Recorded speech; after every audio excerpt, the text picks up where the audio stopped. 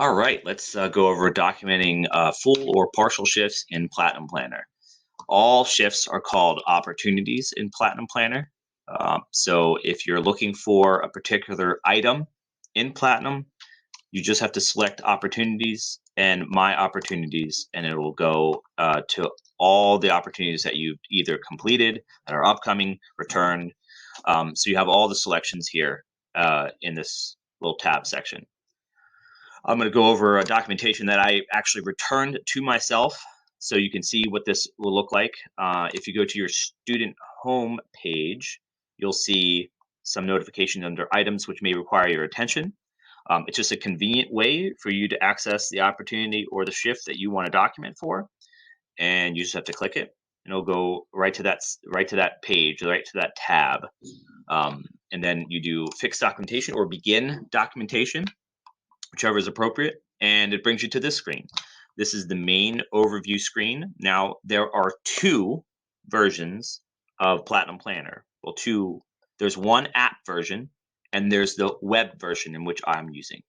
The app version will have these same colored tabs, but they'll be over at the top, but the functions will be exactly the same. Students are encouraged to use the app. Preceptors are not allowed to use the app because the app actually doesn't have the features that I need them to use for preceptors specifically. So students use the app, really helpful. If you don't like the app, you can always go back to the computer and add patients to the web version. So no problem. The left hand with the tabs, you literally just go from the top down when you're doing your documentation. You check your overview, which is just like the overview of the whole shift. It lists all the items underneath it. Then you go down to the info tab, and you do this in the beginning of the shift. The first thing you do when you start your shift is you log into Platinum Planner and you do these first two tabs. Overview, make sure you're doing the right day and the right thing. So the opportunity title, so it's either going to be formative or competency or a team lead phase. And so you just have to make sure you're documenting in the right opportunity title and then the right date. And then in the info, you will select the preceptor you're working with. If it's not already selected, you can quickly search all the preceptors. I've loaded them in here. And then you just hit save changes.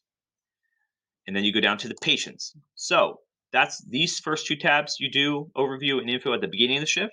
And then during the shift, as you're running calls, you get to the hospital with your patient. And while you have downtime, you're doing documentation. You can just on your phone, on the app, if you're using the app, click the patient tab, and add patient. And it'll go right to here. And you just add the patient that you have.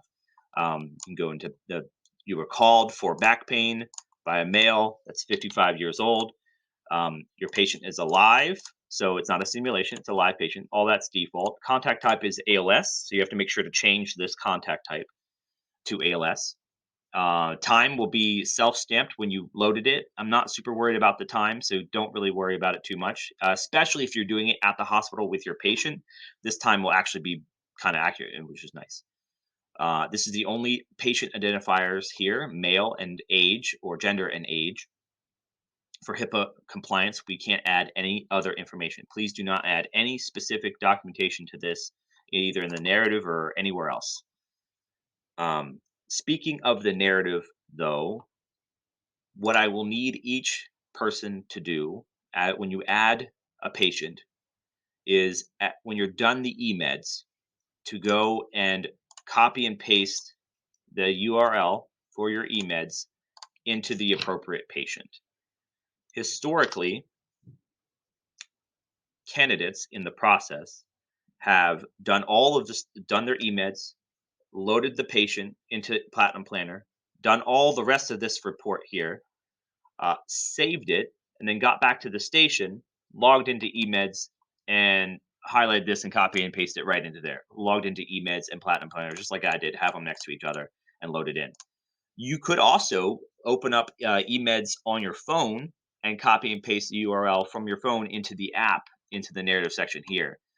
It's however you want to do it. but you just have to make sure you cannot use the field bridge or the app version of eMeds to copy the URL.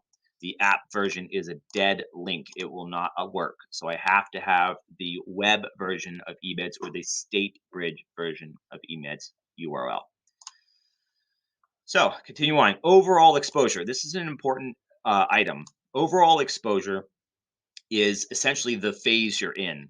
In the formative phase, you're going to be formative team member only. So you have to make sure you change this. Formative team member until you're done your coaching and review forms. That's all the equipment review, the policy review, orders and whatnot, and the protocol review.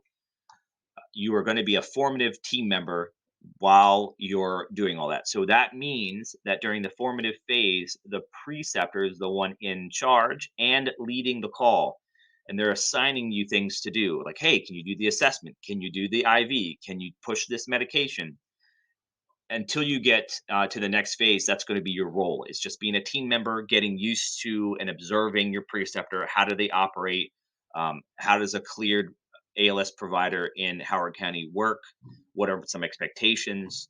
So it's just an opportunity for you to observe, do, and learn in a nice, relaxed, and stress-free, relatively stress-free environment. Compared to be like, all right, buddy, show me what you got. Like on day one, you're like, well, I just graduated paramedic school. How do you do it? So this is an opportunity for you to just step back, do the skills, focus on learning. But you have to make sure you change it, and I'll help you, keep you accountable for that. And next is pathologies. You can set it to competency right away. This honestly doesn't matter too much for this program. I just can't get rid of it. It's going to be two choices, unfortunately. The reason there's a competency and formative pathologies is because during paramedic school, you have to have so many formative experiences before you can move to competency. With this course, it doesn't really matter. So you select competency right away, and pathology was whatever. In this case, what did we have? We had a back pain. Okay, so let's select maybe medical neurological. So then you hit successful. So competency, he had a medical thing. But he also had cardiac dysrhythmias. So you can add multiple pathologies to the same patient. So whatever you diagnosed him with, or not diagnose him, but whatever you're trying to treat him for, you would add that here. Whatever pathology you think he has, or she has, in this case he has, you'll add it here. Then you would select the skills that you did, and with the skills, there's a little nuance. You have to, if you were not successful with the skill, you have to hit attempted. And then you have this little attempted icon here until you are successful with it. So if I did a 15 lead first and it was wrong and I had to adjust it, I would put 15 lead attempted and then 15 lead successful. Probably the most often you're going to do that is probably with IVs, where I tried an IV, I failed, or I wasn't able to get the IV, but the second IV I was able to get. That's going to be your most common attempted versus successful. So just be aware of that. When you're done adding all the things, and you can do, if once you get used to this, you can do a quick search and make it a little bit easier for you to find the skills. And there's not a whole lot. It's not like eMeds. There's like thousands of them, but there's a few. But once you get used to it, it's actually not that bad. It takes people usually like three patients to add before you're like, oh, okay, I get. It's not hard. It's actually quite simple compared to what it was. And then see it pops up patient number 1 at the time, and this is all, and then your eMeds link over here. So that's done for patient 1. As time goes on, this will be like click, click, click, click, click, click, click, click, hit save, done. So it's actually kind of nice. Otherwise, this was all paper.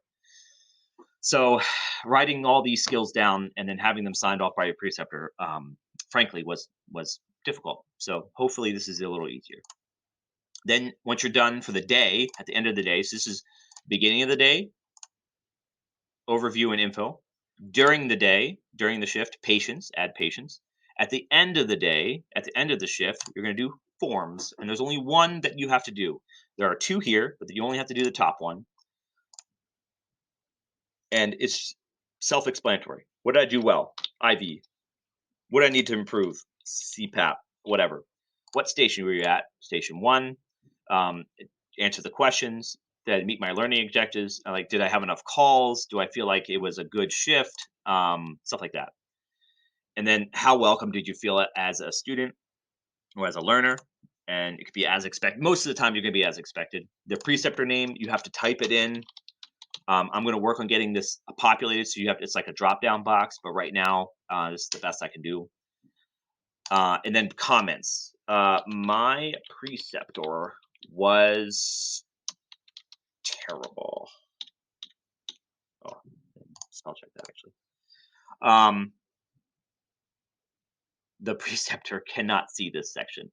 The preceptor will be able to see the things you feel you did well and the areas you want to improve in, but they cannot see this comment section. So if you do have some real feedback, other than the preceptor was a dick, which you actually could type in there too, that's okay. And then whether or not you want to talk to me about your shift. And then I use these comments to drive preceptor training. So I don't try to isolate preceptors unless there's an actual like personnel issue.